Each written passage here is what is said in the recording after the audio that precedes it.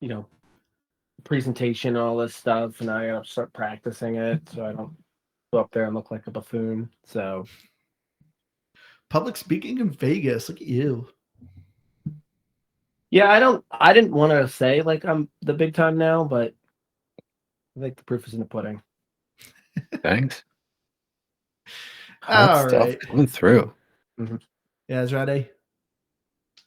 I think so. My Audacity is currently recording, so yeah, I should be good.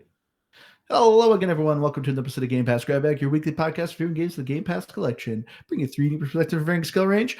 I am the completionist of this episode, Andrew. With me, our actual potato, Keith, I hate you. and my literal bro, Tato, Aaron. Ah, hey, Thank you. I thought of that one. That intro took me a while. I'm sure it did. That was very challenging. Thank you, Aaron, for joining us. But yes, if you can't guess, this week we played Brotato by Blobfish. Brotato is a auto shooter, just like Vampire Survivors, but you have a big, wide cast of characters that are, I guess, potatoes, even though they all look like eggs. But essentially, you are trying to survive each wave. You have a timer. You are trying to get through the time, kill as many monsters as you can, collect currency, shop, improve your character, and try to get to wave 20 where you can actually complete the run. But yeah, this is going to be an interesting episode because it's like, how much of Brotato can you talk about? I said the same thing about Vampire Survivor. And so thank you, Aaron, for joining us for this episode because this is going to be a challenge. But were you on a Vampire Survivor episode too? Yeah. I think so. You were, because I remember your niche for this, even though it's not even your style of play. It's just that's the best part about this is not. I would not say this is my style of game, but maybe it is. This is 100% a Keith style game. But Andrew, I love that you said that in the intro because to me this is an immediate controversy. When we played Vampire Survivor, like the whole like shtick is there's no vampires in that game. Are we positive you're a potato? I don't know. I'm pretty positive you are. I don't think you are. No, they're all very lumpy. I think you're an egg. I think you're an egg. So, okay, my main argument as to why I don't think you're a potato, you get an item when you beat the game with Well-Rounded called Potato, and it looks like a potato. Well, actually, it looks like a poop, but it literally is a brown lump with little roots on it. So that is a potato. And it doesn't look anything like your characters. So I'm with you, Aaron. I think you're an egg. I think this is similar to Vampire Survivor, that there is, like, you assume you're looking at a potato, but then you keep looking at it, you're like, that is an egg. Like, it's not a potato. It is 100% an egg. So I'm glad that we could get that controversy out of the way immediately because you are 100% an egg. Well, so I was immediately going to fight this. But I was looking through more of the characters, and they are all very round. Because I was gonna say maybe they're kind of lumpy. Potatoes are kind of lumpy. They're not. They're not round. They're egg shaped. Yeah, well, right. Well, either roundish. But I'm agreeing with you. Oval. I'm agreeing with you. That's what I'm getting at. So I win. I win first argument. Yes. Put that on the tally. Thank you. 1 point, Aaron. But I'm thinking though, like they're alien-ish. But are they supposed to represent like potatoes? They grow the weird like arms and stuff. Like I don't know. That it's still not a potato. But it almost you're fighting aliens. You're definitely fighting aliens. Yeah. Well, no, because there's like snails. No, but they're all aliens though. Because there's legitimately there was a tooltip that says that you're fighting aliens. Oh. Where is it? I just took it as like the big mean guys were like slugs, and you have snails, and then I don't know, like little like plant holes. The item lore when you beat the game with the fisherman, it says the added loot aliens will be affected by your percentage. So it specifically says aliens. So you are fighting aliens. So you're an egg fighting aliens, I guess. But anyway, and it's called Brotato. It's called Brotato for whatever reason. But yeah, let's get into this. Aaron, this is a gamer pass for you. This is a game. I really hate that this is just the scale. I'm pretty sure I was I the one that suggested this scale at the very beginning of this podcast? No. Okay. Because I would put this somewhere in the middle. I wouldn't call this a game or a pass, but I guess I have to call it something, so I would call it a game because I did enjoy it. And I was hooked on this game, I would say, for a solid 3 days. In fact, the first night I played it, I went to bed a whole lot later than I usually do because and if anyone knows you love your sleep. That is a big deal. When it is 10 o'clock, it's sign off time. It's not nighttime. Okay, that's what it is for me. So, but I was hooked because it was one of those games like Vampire Survivors. Like, I can do one more run, even though the runs they kind of add up in time. They're probably 15, 20 minutes. Every round's about a minute, and you're trying to get to round 20. Yeah, is it about a minute? I think the first 2 waves are like 30 seconds, but yeah, the rest of them are a minute. I think it starts pretty short and gets maybe a little bit longer as you go. But yeah, I was hooked. I would say even now, like I haven't played it now for a few days because it was just such an easy game to pick up. But I don't think I know everything that's happening in that game. No, I think you do. There's not much to it. Well, maybe we can break this down a little bit because now I've got genuine questions. Then I've got questions that I think I need answering, so maybe you can answer them. But I'll wait to get into this. This is a perfect game that's just super simple to play, super simple to just pick up and go for a few runs. Why do I keep getting invited to these types of episodes too? Because this to me is a mobile game, like put onto Xbox. It is a mobile game, actually. It should be a mobile game. Is it actually a mobile game? Like Vampire Survivors. I don't know if it started mobile or moved to mobile after kind of like Vampire Survivors, but it is available on mobile. And by principle, like I am somebody that tends to like oppose games that are clearly just mobile games on consoles. But gosh darn it was just too easy to just sit down and waste a few hours playing it. So yes, I would give it a game. I would not call it a definite game, but a game. Well, I mean, go ahead, Keith. I guess I should just call it a definite game. Keith, why don't you tell everyone what you play time at? It's like 180 hours. No, it is not. Yes, it is. No. Keith seriously has so many hours in this game. Keith, what is wrong? Like, what is honestly? Are you okay?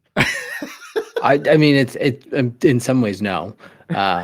That's no way around that. No, but part of it is it's me trying to just complete it. Well, not to fully jump ahead, but achievements. And I'm just trying to 1,000 the game, and that's really what I've gone to. So pretty much anytime I'm kind of just in between a break on something else. Now, the first week or probably the first month, I would say actually, it's probably more like it. I was playing this a ton. Now it's more of a downtime between it. I'm just trying to finish out my few characters, but yeah, a lot of hours. So in some sense, yes, definitely a definite game. Because I mean, yeah, I've played the crap out of it. But yeah, there's a weird things. Mostly, I'm just angry at it because I haven't 1,000'd it. I think is what it is. I think if I had 1,000'd it by now, I probably would just be definite game, all excited and happy. Just angry. Mind blowing. This is mind blowing to me. This game is it's beyond repetitive, and that is the core gameplay loop of this. And like your experience is gonna pretty much be the same just about every time you play it, and you have put in that many hours. Keith, principal thing, but yeah. Keith, legitimately, you actually do look kind of distraught, Keith. Are you okay? Have you been sleeping? Mostly. I just don't know how you get there, but you know what? Good on you. All right. Well, you love. I'm giving this a definite game. This game is a ton of fun. I would recommend just about anyone try this game. It's very simple. I too also find it very addictive. Probably not as much as Keith.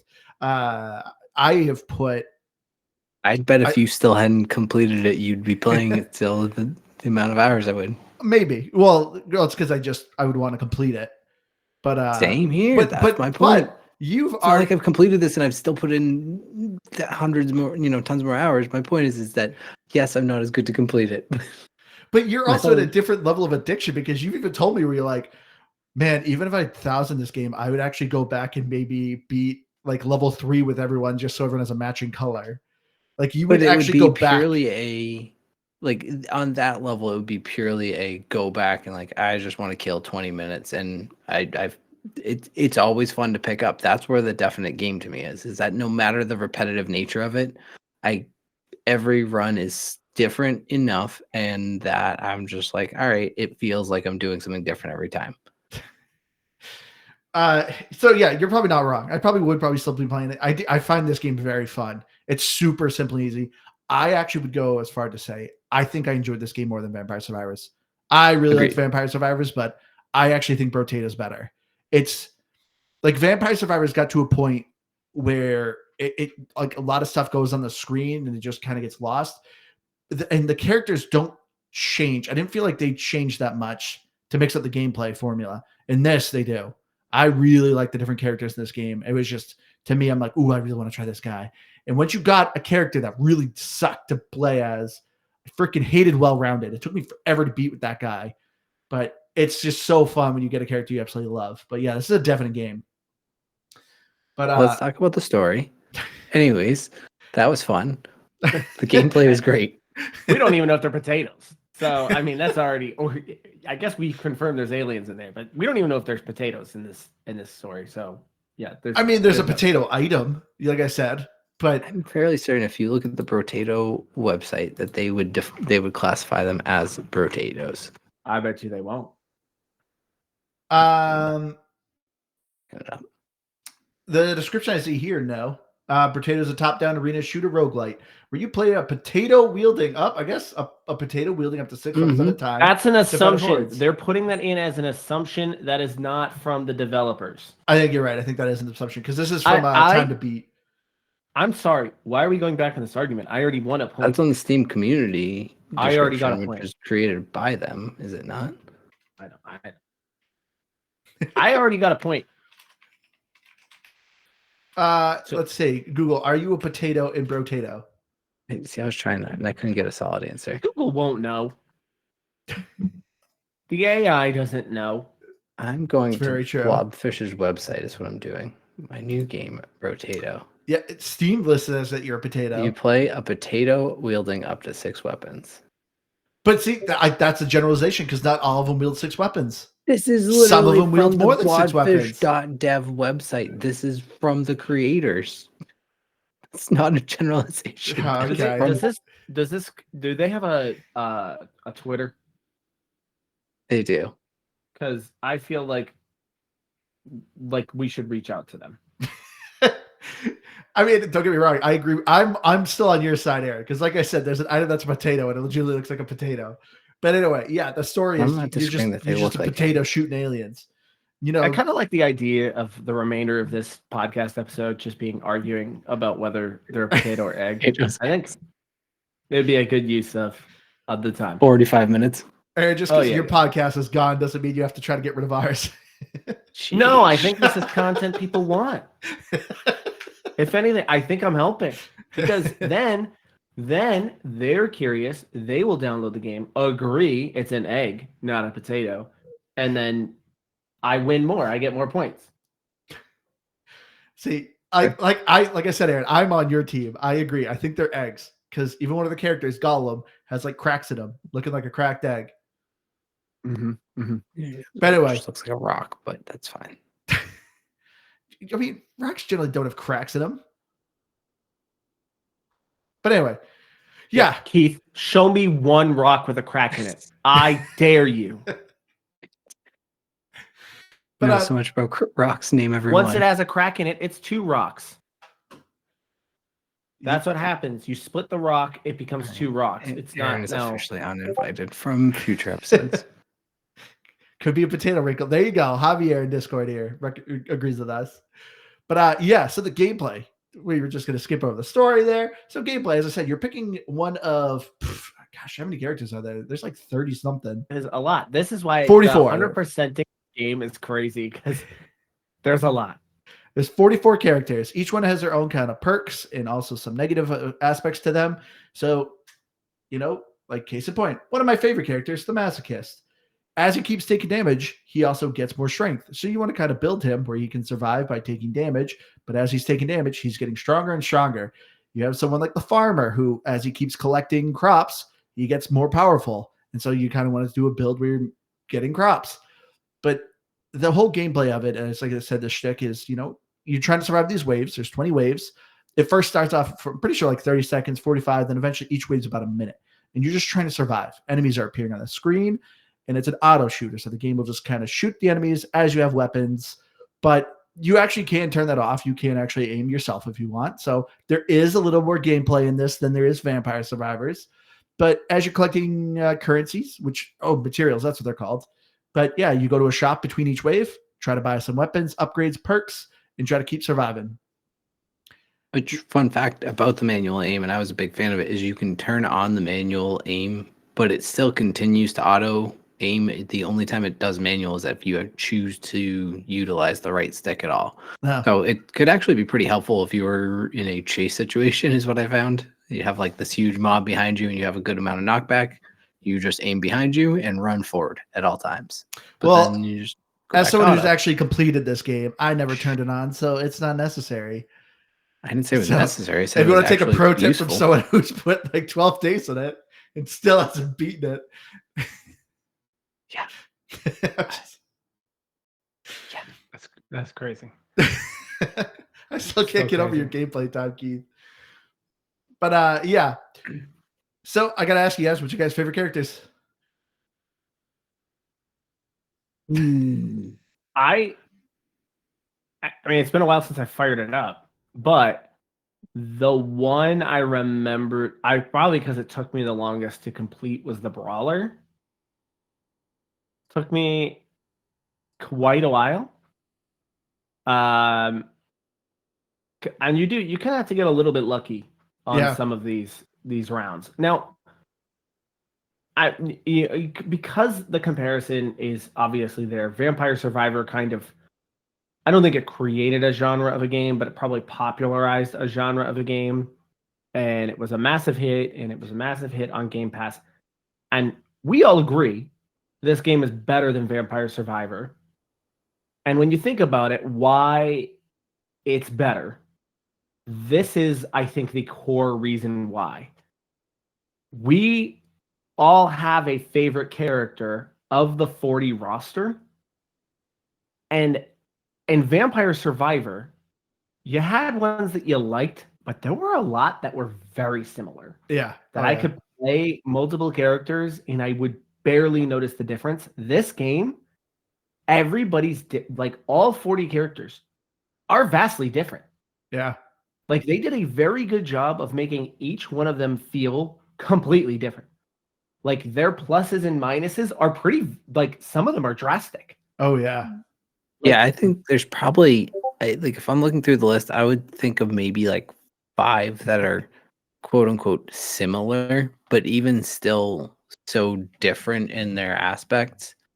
Okay, well, so I think too, one of the biggest differences that, and this is kind of just like any roguelike, is that so Brotato does you don't level up anything outside of your runs. Like everything takes place within a run. You unlock more the things to add to the pool, but you never actually get a stronger starting character. It's always just changing. And I think that that's pretty important too. And that's why you can do what they do with a vast amount of characters. Whereas Vampire Survivors, where it was all based on adding these skills and percentages outside of the run and pre-run, all the characters really did was mostly just had different weapons that you could unlock. And where I think too, maybe not a frustrating part, but a big difference maker in Vampire Survivors versus Brotato is you were locked into your weapons. You accidentally pick one, you pick one and decide you don't like it anymore. It's there. That's what you run your run with. In Brotato, you are swapping them in and out, and holy crap, I got this awesome legendary one. Let me grab this. Let me get rid of that one. It's just so much more flexible and fun in that way. Yeah. Like so you play the arms dealer, you lose your weapons every run. What's that? The arms dealer, you lose your weapons every wave. So you constantly have to keep switching. Well, and that's it. Part of it too is it's not just changing your percentages when you're changing characters. It's changing your absolute gameplay. You have the soldier that can't shoot when he's moving. You have, the arms dealer who you lose all your weapons. You have the entrepreneur who you lose all your money, but everything's cheaper. And like those are just huge gameplay differences. The golem you referenced, he can't heal in any way, shape, or form, but he's got a ton of armor and gets a massive amounts of HP. So it's just like all these weird little trade-offs. And the only thing that sucks to me about this game is, from my completionist perspective, is getting stuck on one character. Outside of getting stuck on one character, even that, like even where I'm stuck at, my pacifist, I hate him so much. Is if I were to come back to it, after playing a bunch of different characters, it would feel fun and refreshing, and I wouldn't mind it. It's just, man, I'm just keep grinding it out over and over again. It makes me want to pull my hair out. So that's the character you're stuck on as a pacifist? Yep, I told you. Well, I also said the soldier would be my last one, but my most recent claim to my last one was the pacifist. That's when I was, I think, right around 10 left, and it still is. Cannot get past it. Have you beat it with the streamer yet? When I said my last one is the pacifist, I meant that the pacifist is my last one. When you said last one, I thought you meant the last one when you talked to me, like last time you talked to me. No, that's where I got confused. I claimed it was, and it is officially my last one. Yeah. Now, this is, I think I mentioned it to Keith when I was playing this. I think one of my issues with this game, and really with all of these games, is there's a lot of just luck involved in it. Not only is that like a stat, but I mean, sometimes like you have a character that clearly, like, their path is, I'm gonna need these items. If I don't get these items, if these items never present themselves to me, I can never win. Like I have no chance of actually getting beyond that. And that would be frustrating to me, because sometimes I'd be like 6 rounds in and I'm like, I clearly need like these 2 things, and these things are just never showing up. And at some point, this is going to ramp up and I'm going to be too far behind. And now I'm just wasting my time because I didn't get these things early enough. Now I'm kind of screwed. I actually disagree with you. There's a yes and a no to that, because the game, I don't know how I can prove it other than just 150 plus hours into it. Okay, then why haven't you completed the pacifist yet? because I mean, honestly, it's my own fault. My closest times I've come to beating it, I can usually attribute to, like, I swapped out this weapon when I really shouldn't have. I did this thing that took away these stats. All of a sudden, I started picking up one that started doing damage to me every second. Like, I can almost always attribute it to something I've done, and I've caused it myself. I think that's the case sometimes, because obviously you can still make mistakes in these runs. Like, obviously you can be, and some of the items you're getting are gambles, right? Like, sometimes I'm going to start the next round with 1 life, and so there's obviously things that happen there. Yeah, and regardless, is if you want to throw my hours at me without completing it, Andrew's going to agree with me on this point, who has completed it. So we want to talk about him. Is the game does guide some of your RNG. Yeah. It's still RNG focused, but it does tend to focus it. There's a lot of, and there's also just a lot of weird things it does not tell you. I was digging around on the Reddit page today for it, and just a weird fact I learned is that in the first 2 waves, like the shop modes, you're guaranteed to get 2 weapons every single roll. So you can use that to stack up your weapons at the very beginning, because numbers in your weapons are better than upgrades. And it tends to focus on the weapons you're using. So it really, there's so many little things going on that it doesn't tell you about. So when you and I kind of argued this point earlier, so I don't know, this is like a month ago, we were playing Overwatch or something, and I mentioned playing Brotato, and you mentioned this to me. You said, well, the game will seem to feed you things that you're already building, which I agree. So, like, if you're building explosive, it might throw you some more things that are kind of explosive focused. Yeah. But that's my whole point, though. It's only if you find those things kind of early on. Once you're kind of getting around 6, if you have not found the things that you've needed at that point, it's now going to start feeding you things to what you're currently building. And if that's not right, you're toast. Like, you're now stuck going through the rest of this round, and you're never going to get the things that you need unless you get really, really lucky. And obviously, again, luck is an actual thing in this that can affect it. But if that's not what you can build, if you're using a character that's low on luck or something like that, then you're kind of stuck and just hoping that, man, I hope that in these first few rounds I can get a few of these things I know I need for this character. Like, it's the only way that I'm going to be able to get through it on this thing.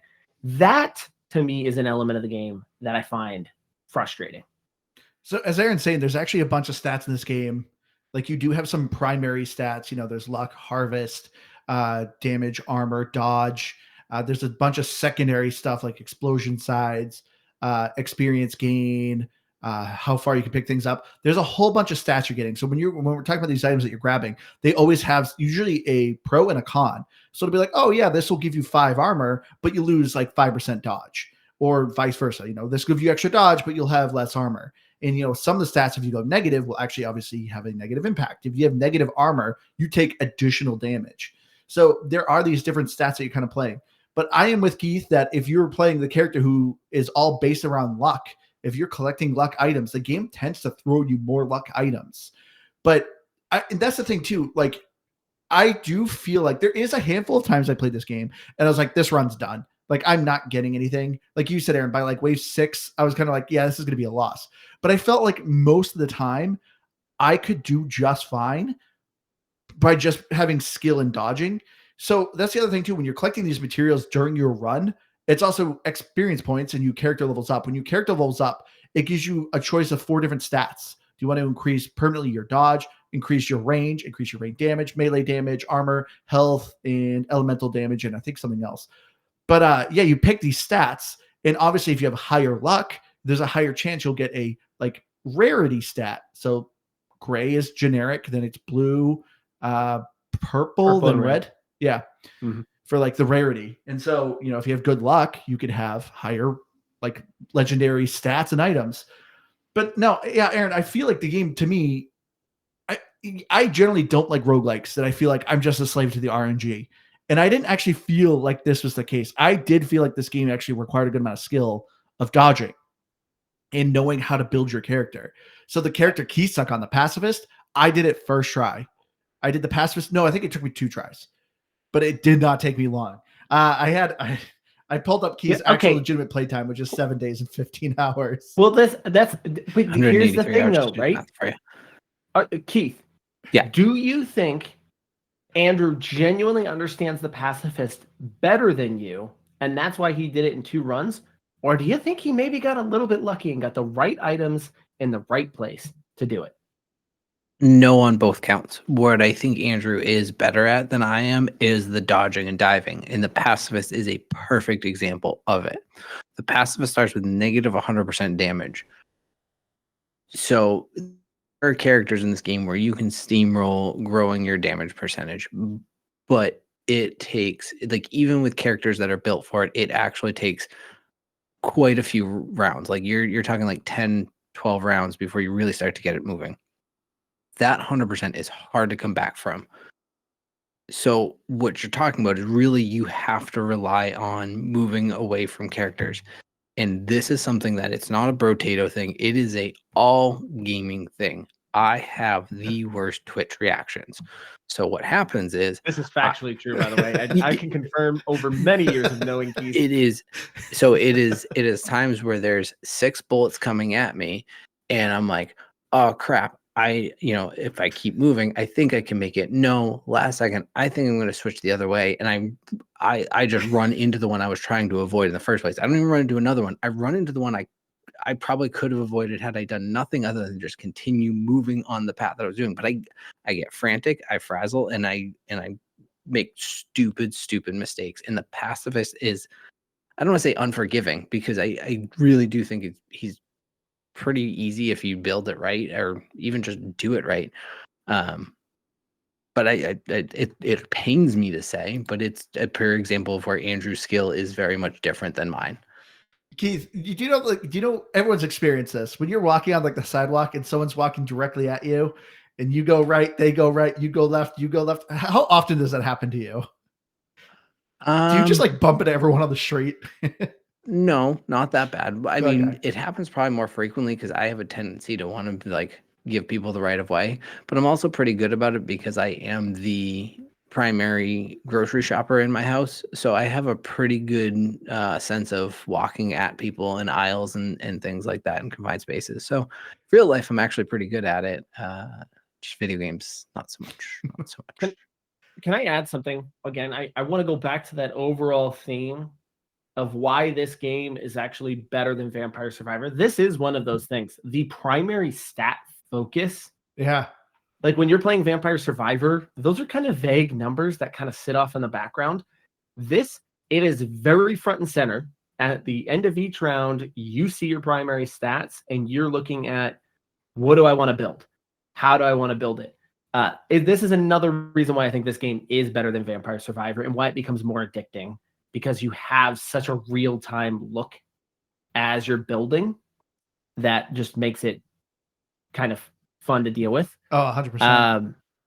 And so that's just, I would say is element number 2 as to why this game actually is more fun to play. Even though I do think that luck is still, because I did want to kind of come at you guys a little bit on this one and call a little bit of baloney, because Andrew's like, I'm dodging and weaving out there. There's like a round, it's like round 9 or something like that, where it just floods you. And at that point, if you do not have, I don't care how you build your character, if you do not have the right weapons at that point, there's just so much. I will agree with you that, Aaron. Cannot keep up with it. And that's where I say, again, the luck factor on, gosh, I'm getting a lot of slingshots out here. Yeah, the slingshots are not going to get you through that round. I like the slingshot. Yeah, the slingshot's fine. The slingshot's fine. But if you got if you get the 4 slingshots, you're not surviving that round. Because why do you not have 6 weapons by round 9?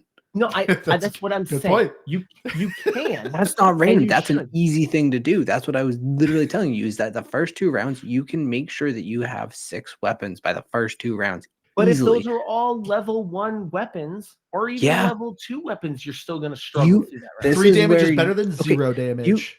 You started this. I'm not disagreeing. We're becoming what people hate about video game podcasts. 3 angry white guys yelling about video games. But I'm here. Really dumb game at that. Like, it's not even a challenging. Like, it's just kind of a fun game to play. But you started this episode and you're like, I have questions because there's a lot of things I don't understand about this game. I haven't gotten to my questions yet.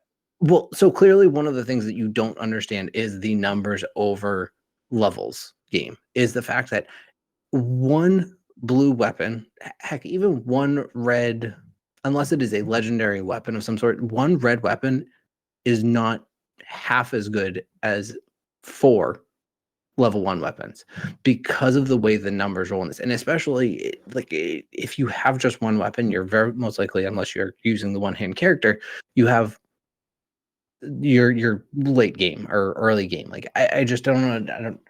You have to have numbers of weapons. And outside of the pacifist, who has such a sharp drop off of damage, there is not a single character at level 9 that I struggle with if I have my 6 weapons. Because it feeds you a massive horde of the easiest enemies. There's a handful of the stronger ones, but it is massive hordes of the ones that die or should be dying in 1 hit, unless you have completely mismanaged your build. And I'm talking, you have to go off the rails bad. Okay. Well, let's then say this. If I'm a character that is the brawler, so I have to be using kind of melee weapons. If it's fed me a lot of guns. Well, that's stupid, because you wouldn't get that because the brawler doesn't get ranged weapons. He does. I like Aaron argue with Keith here. He was 7 days in this game. Hey, he absolutely gets fed ranged weapons. Oh, let me I have the character list pulled up. I'm looking at it. What do you mean he doesn't get them? I wouldn't use them. That's the point. Oh, I take it back. He just starts with -50 range damage. So you are right. He can take It would them. make no sense. It Aaron would make got no Keith. sense. Yeah, But all you have to this is do, my though, point. My point is that luck still ends up being a factor. It's not. I think you can work your way out of those problems. I totally agree with you guys that you can 100% work your way out of those things, but sometimes you're just getting bad rolls, and I'm getting a whole lot of white weapons right now, and it's like, okay, I can load on a bunch of these things. It's not going to work. It doesn't work for my build. And then what the game does is then starts feeding me those things more. And I'm like, that's not my build. I'm just doing that to try and survive round 9 because I got to have these weapons here. And then it's like, well, clearly you want these things. So here's more of these things. And here's things to help those. And I'm like, no, do not give those to me. I want to get rid of them as quickly as I can. Give me things to get out of this. And it's all on luck that you guys claim doesn't exist. But that's where you're missing my point, is that in those first 2 rounds, I'm going back to it, and this is something that I learned, but if in those first 2 rounds, and where it actively will give you weapons that are either closely related or matching what you have, the perfect example, I paused a pacifist run that I was on. The stick is not his normal starting weapon, but I got the stick on my first roll. I picked it up.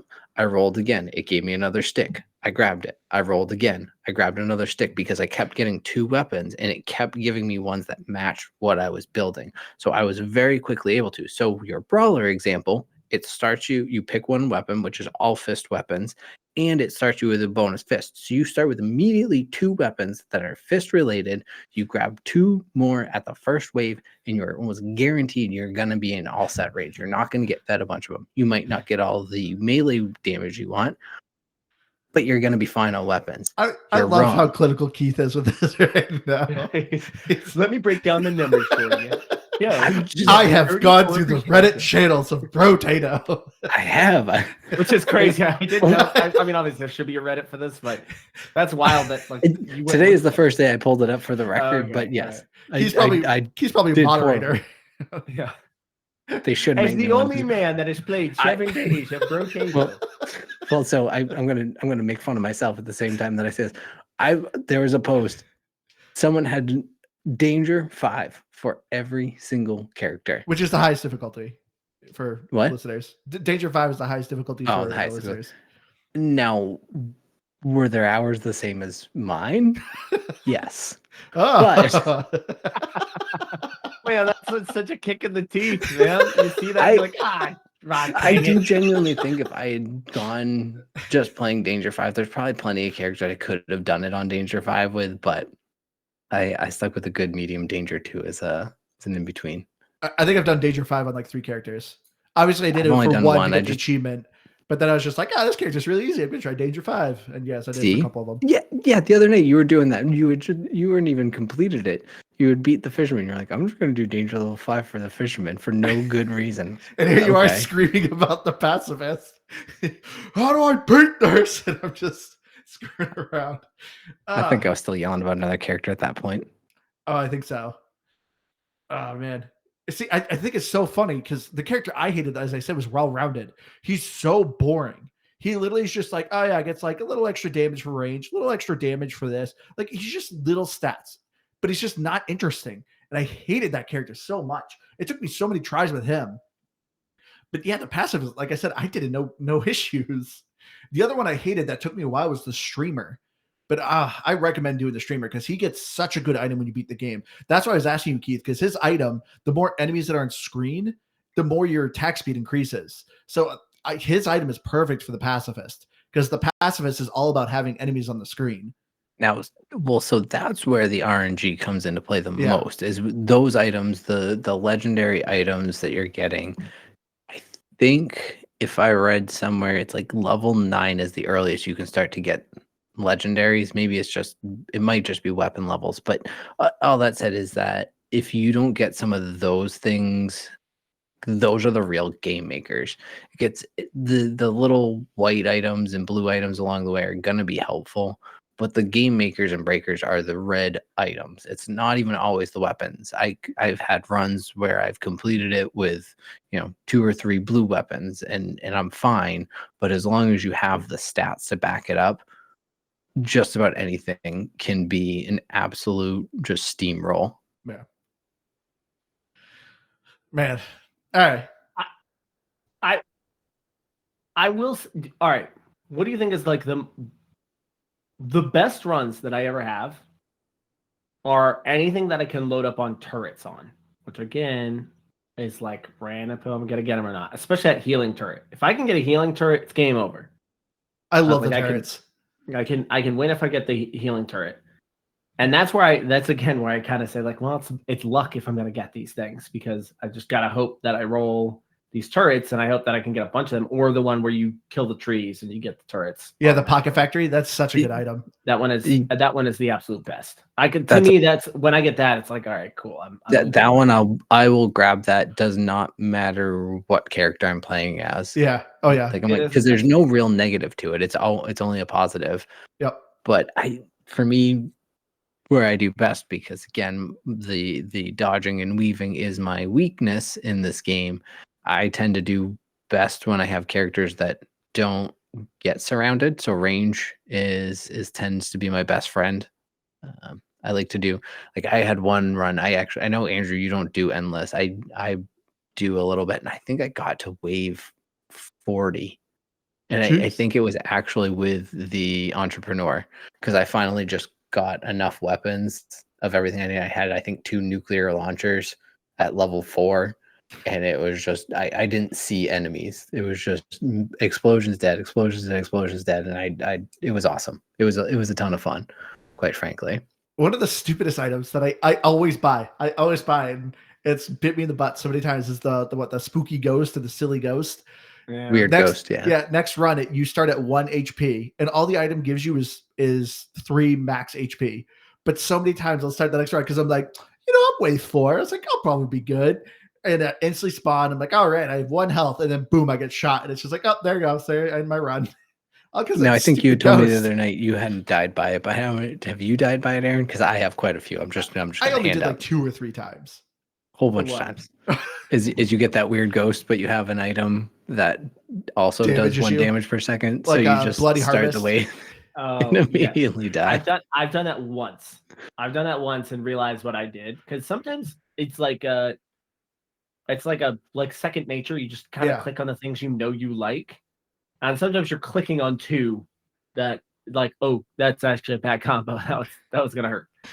Yeah, there's one time I've died. I've killed myself like 2 or 3 times, Keith. I'm not completely impervious, but yet there was one time I did it where I'm like, I have really good health regen. Maybe my health regen will kick in faster than the damage will kick in. Spoiler alert, it did not.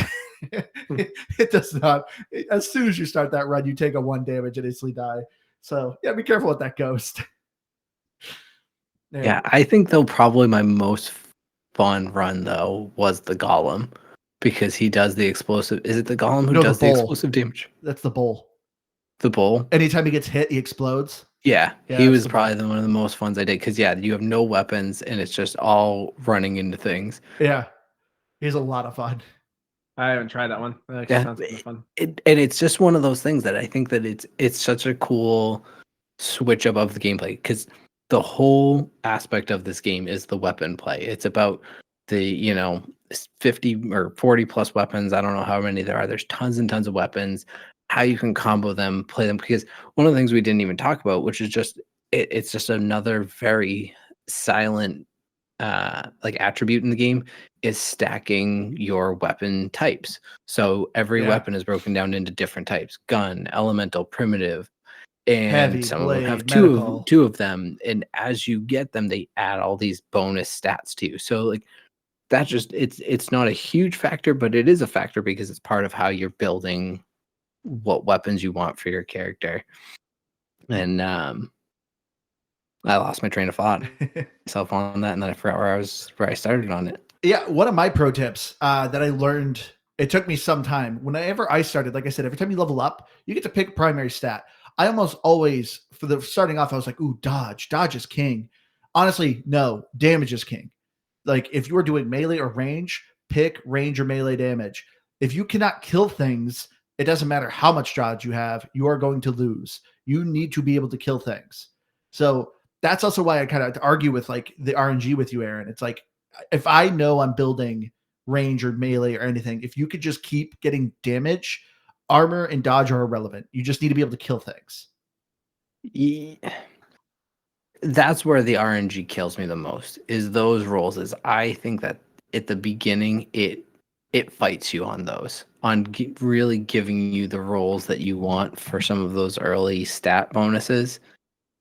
But outside of that, yeah, largely you usually have enough, money or whatever to keep rolling till you get what you want.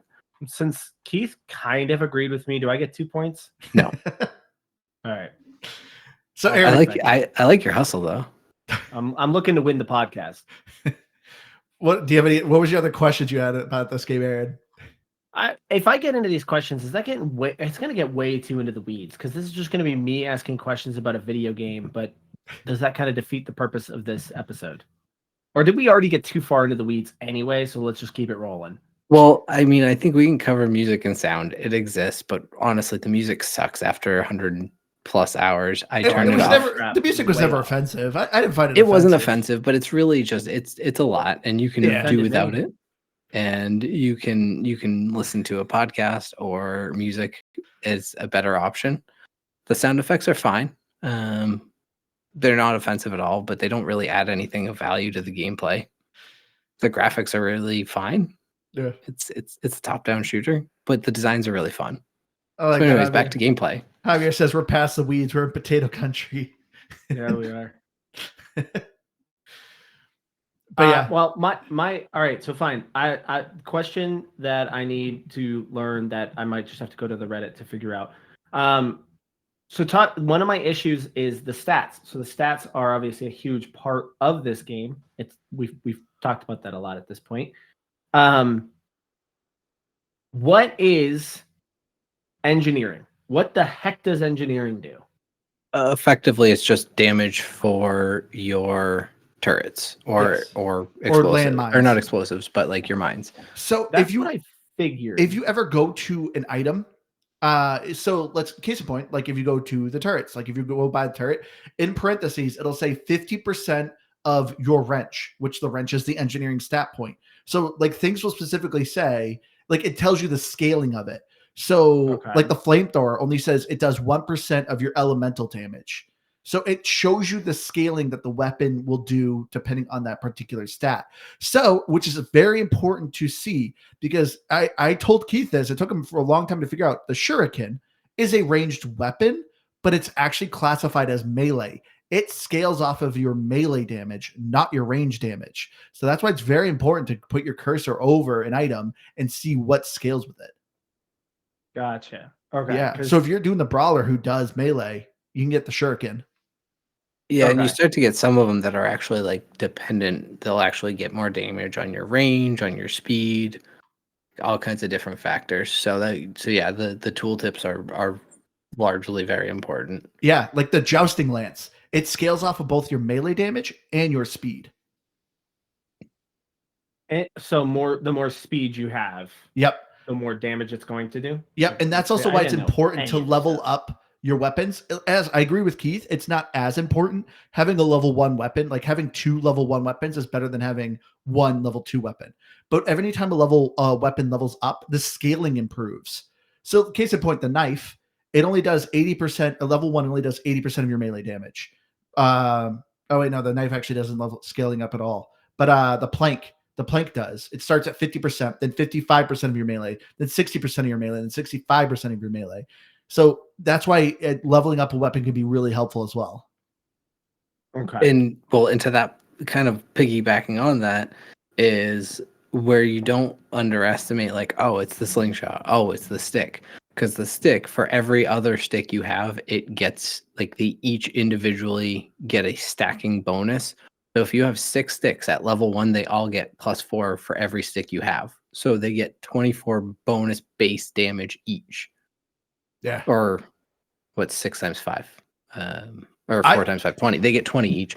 But then as you go to a level 2, then it's like +6 per stick. Then it's +8 per stick. And so if you have a full 6 stack of level 4 sticks, they're all doing like 90 plus damage. Yeah, because just at that base. point you've got tons of melee damage, your damage percentage, and that's where even like balancing those stats come into play too. Like Andrew was saying, you want to stack your melee and range, but it takes a good run. But say you have like 50 melee damage, now percentages start to play a much bigger factor. If you're talking about 10% rather than adding 2 melee damage, you're adding 10% of 50 damage, so you're getting 5 more.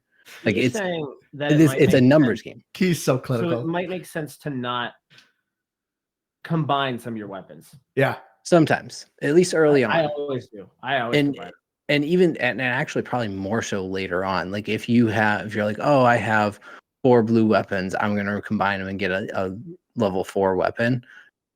You're worse off doing that because you're going to take away so much more damage, and in some cases percentages of other stats too. Yeah.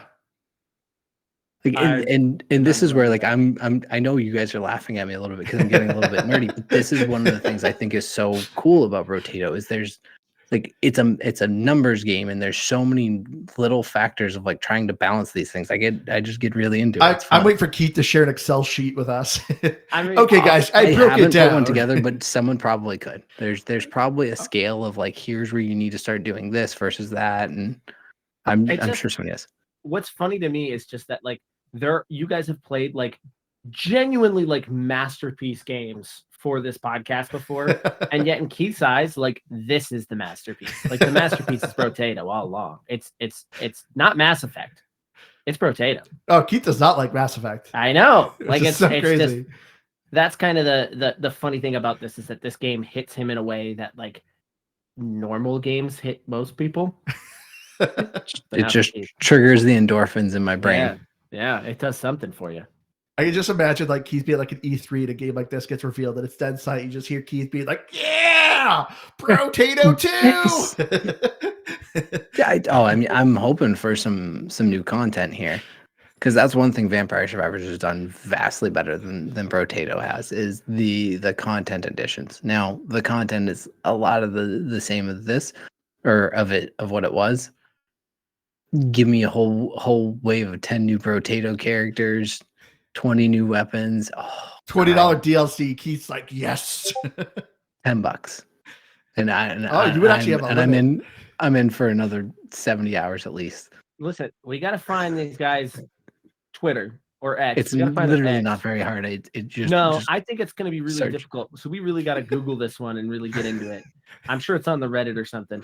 And then that way you can reach out to them and see what's coming. Like there might be a sequel here. I mean, I was on their dev site and I didn't see anything about a roadmap. So why were you on their dev site? What are you doing there? Because I was trying to figure out if they mentioned anything about potatoes, and that's how we already determined they're eggs. We've already done that. They're potatoes from the developers themselves. I mean, I've already got a point for that though, so you can't take the point back. So let's just be clear here. That's my point. What country are they from? What weird potatoes they have there? But yeah, I don't know. Do we wrap this up now? Get into achievements. Yeah, Keith, I want you to list how many achievements do you have left? 1. Beat it. Okay, because you get one for every character. Yeah, I didn't know that. So I recommend this game for achievement hunters. If you are not Keith, normal time to beat the game. I think I beat the game literally first try. No, it was like second try because I didn't like well-rounded. But it's very easy to just beat your first run. But overall for completion, you're looking at like 53 hours. I am at a day in 12 hours. Which that was satisfying to text Keith going, I just 1,000 Brotato. And Keith was why are you gonna kick the poor man when he's down? Like, geez, he's doing his best. I mean, because I knew he was gonna find out, because I know he was grinding this game, and he was like, "Oh, I just want to beat this. I want to get this done. I want to get this done." And then I was at work and I was like, "Nope, I beat the game." But like, at what point is he not grinding this game and it's just abusing him? Like, we're there, right? Oh, it's abusing. The developers here reach out to him.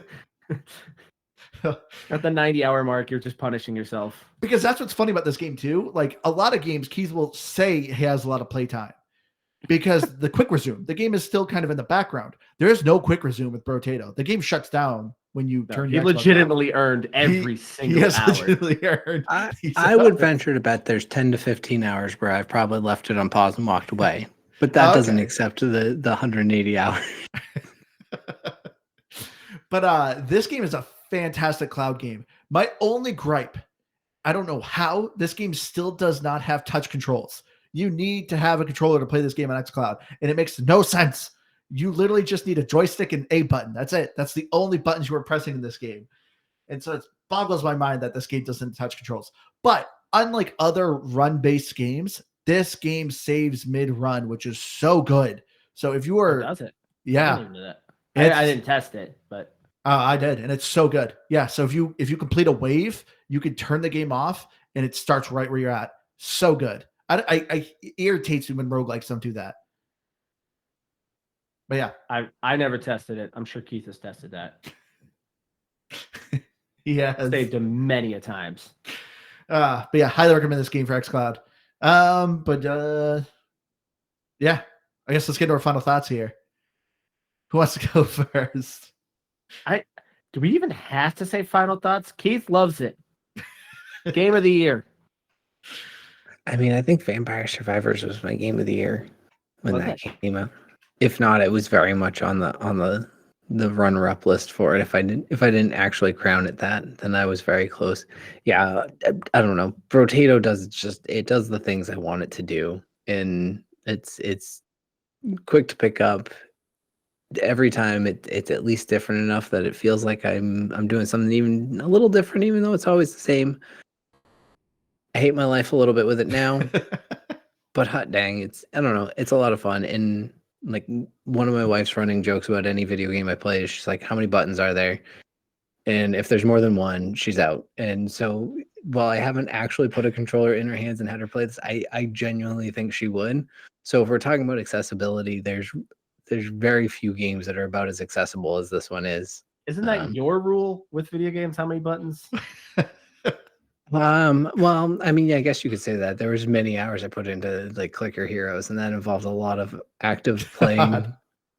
But all that to say, no. Well, it's pretty much it's basically the same ones, just a left stick and the A button. We didn't come up the right bumpers to move tabs and things, but Keith used to come up with like a list of like the crappy games that nobody likes that he actually loves. Clicker Hero. What was that? Dungeons and Dragons Auto one you were playing for a while. I can't remember. What like Forgotten Realms or something like that. DPS Idol. I think you might have. You got to be close to me or maybe past me at this point, because I've maybe put about 10 minutes a week into it the last month and a half, and I see you still at least 30 minutes or so here and there. No, I haven't played DPS Idol in like a week and a half or 2 weeks now. It's been some time. Yeah, I finally got Brotato was really the one that broke me away from that. Saved me. It's sad to say, but it's I love you, Brotato. A lesser fate.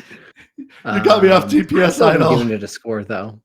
These episodes are nonsense. 87. No, 86, because perfect. I was born in 86.